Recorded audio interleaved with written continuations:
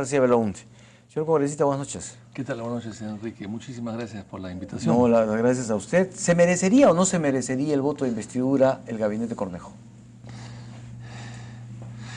Nosotros en Acción Popular, que hemos estado en el poder en 3 ocasiones, 2 con Belaunde y 1 con Paniagua, la verdad que siempre hemos creído que hay que fortalecer al Ejecutivo, apoyarlo, apuntalarlo cuando sea necesario, dejarlo trabajar, siempre tener una expectativa o una esperanza de que las cosas puedan mejorar.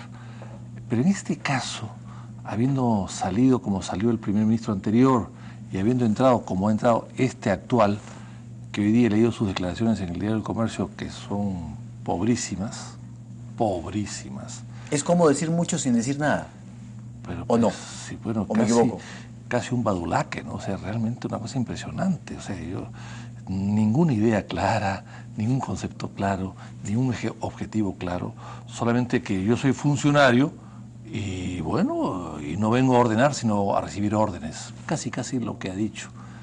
Entonces, después de todo eso, yo no sé qué podemos pasar, pero en todo caso, yo soy un hombre de bancada, de partido, y haré lo que mi bancada... Bueno, Mesías Guevara ha dicho que no le van a dar el voto de pero el voto es de todos, no es solamente de él, ¿no es cierto? Pero, ¿qué opinión tiene usted de René Cornejo?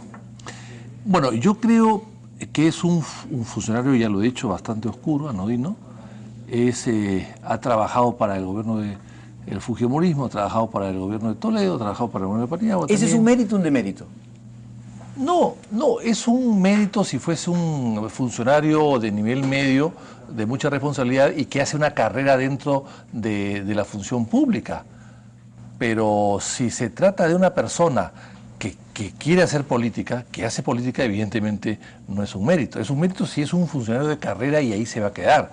Pero si ocupa puestos totalmente políticos y de confianza de un gobierno de turno, como es el caso, por lo menos en el caso de Toledo, de García y en este gobierno, y en el próximo gobierno podrá ser también ministro del señor Santos, si sale presidente, o del cura Arana. ¿O de Keiko Fujimori? O de Keiko, o de Kuczynski, o de Castañeda, quien salga presidente, o Ezequiel Atacuzi, que ya falleció, pero en fin, ha podido ser presidente, también hubiese sido el ministro de Ezequiel Atacuzi. Lo que quiero decir con esto es que es un comodín, está con el gobierno de turno, y las ideas que tiene son muy pobres, acepta y adapta las ideas que le dan o las órdenes que le dan. Para ese cargo de primer ministro no sirve una persona así, no sirve. Y creo que va a fracasar, pero en todo caso, la confianza veremos si se la daremos o no, de acuerdo a lo que mi bancada decida. A los 3 días de haber sido nombrado fue desautorizado. Él dice que no lo fue, pero sí fue desautorizado. Totalmente, es que ya no hay primer ministro en el Perú. O sea, lo que hay que entender es que con Cornejo no hay primer ministro en el Perú. Él ya no es primer ministro. Será el primer, yo dije que era el primer mayordomo, no quiero molestar ni ofender a los mayordomos que son tan amigos míos. Será el primer secretario en todo caso. Pero ya no hay primer ministro en el Perú. Y él no va a jefaturar nada, ni va a representar a nadie, ni va a ser vocero de nada, ni de nadie. No va a poder coordinar con nada, porque la entrevista el día de hoy en el Comercio ni siquiera sabe cosas elementales de la política de su propio gobierno del cual está sirviendo. Entonces yo creo que va a ser un fiasco, la verdad que va a ser un fiasco. Ahora, él, como digo, fue desautorizado, ¿debió renunciar? Pero ¿para qué va a renunciar? Si está para no escuchar nada, si está para no decir nada, si está para leer unos libretos. Es un hombre que va a leer solamente una plegaria y punto.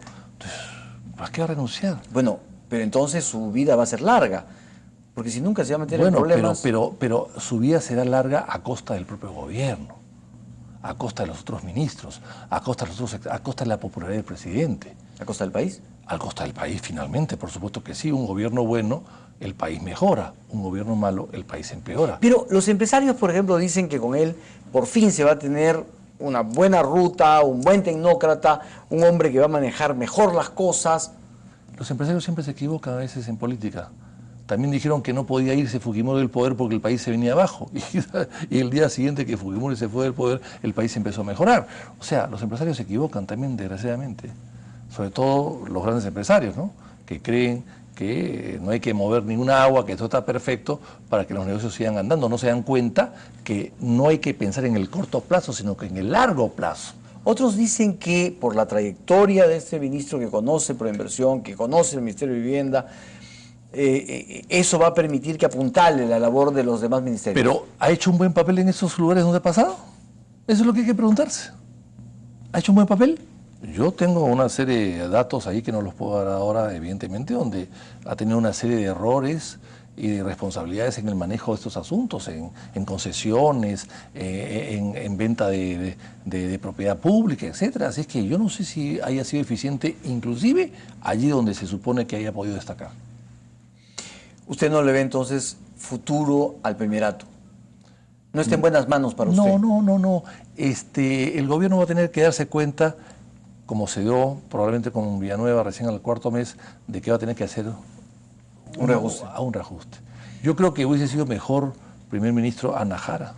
Ana Jara es una mujer inteligente. Más política. Más política, más sagaz, tiene una experiencia de dentro y de fuera del gobierno, es parlamentaria, tiene otros resortes, otros reflejos. Yo creo que hubiese sido la persona ideal, ya que querían encontrar a alguien de la familia, de la casa, para que no traiga problemas de fuera, ¿no es cierto? Usted en una entrevista hoy día en Perú 21 señala que tiene además observaciones sobre René Cornejo y su comportamiento en la carrera pública. Sí, claro, hemos habido mucho conflicto de intereses. Hay una empresa Helio que ha sido consultor, él que ha dado una serie de consultorías a una serie de empresas y de concesiones, en fin, es un tema que saldrá más adelante, pero sí, yo no lo veo una persona transparente.